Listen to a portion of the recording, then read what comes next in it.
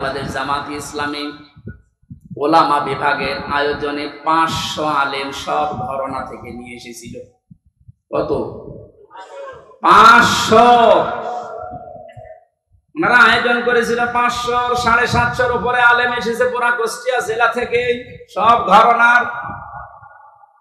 প্রায় 2.5-3 ঘন্টা আলোচনা হয়েছে, কোনো সমস্যা না, কিচ্ছু পাইনি।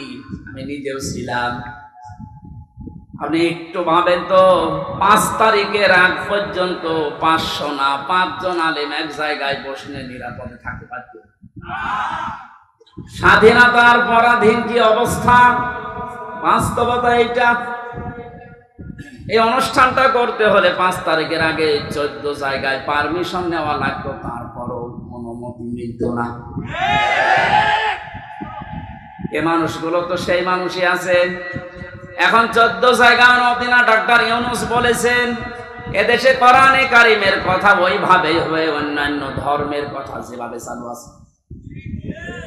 হিন্দুদের পূজা, ওদের দুর্গা পূজা, সরস্বতী পূজায় যদি অনুমতি না লাগে, পাহারা দেওয়া হয়, কোরআনের অনুমতি লাগবে কোন কারণে? কিছু মানুষের কিছু চিন্তাধারায় আল্লাহ তাকে মাফ করেন।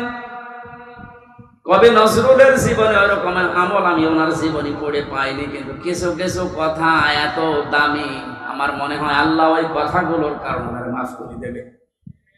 এই লোকটা যে ঘোষণা দিল, কোরআনের পক্ষের লোক না বিপক্ষের লোক ওটা আমি বলছি না, কিন্তু যে ঘোষণা দিল, এই 17 বছরে কোন মুসলমান তো এই ঘোষণা দিতে পারে না। আরো বিরোধিতা করতেন আপনি।